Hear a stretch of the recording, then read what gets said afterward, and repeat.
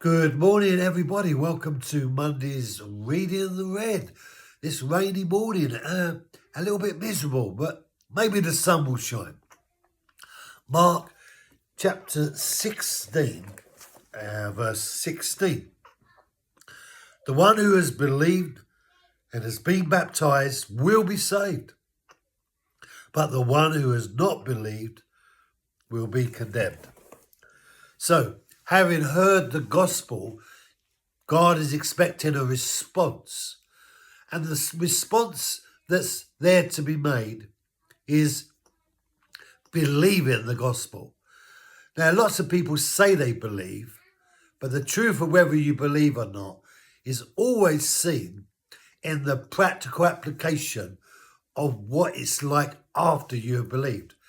So the man Blondin who walked the tightrope across Niagara Falls looked for a volunteer to be on his shoulders as he walked across.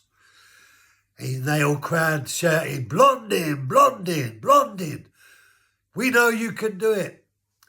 And he said, "Do you believe I can do it?" He said, we believe, we believe. They believed. And then he says, "Which one of you will be that one that sits on my shoulder?"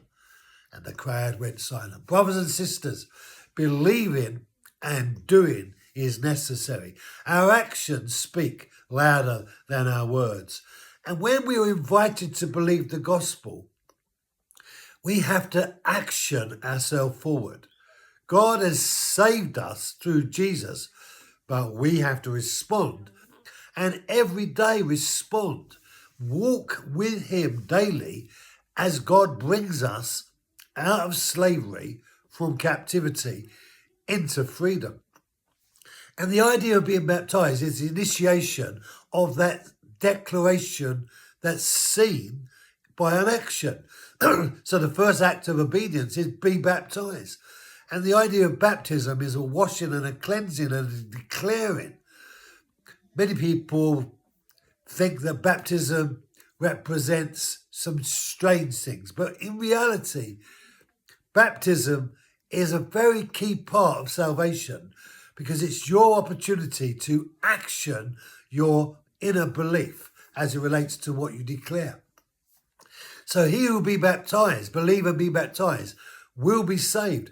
So the salvation reality of what you believe requires action.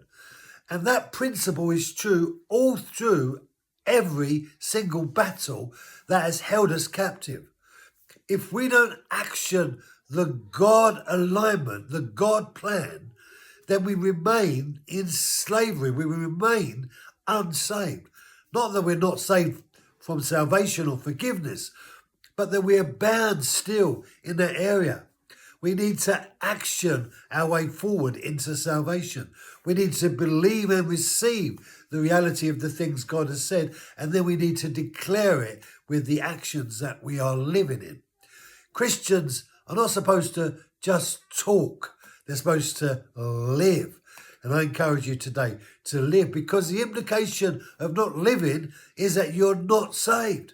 And if you're not saved, then what are we doing? Have a great day. Thank you for joining me. Be blessed. And I'll see you tomorrow.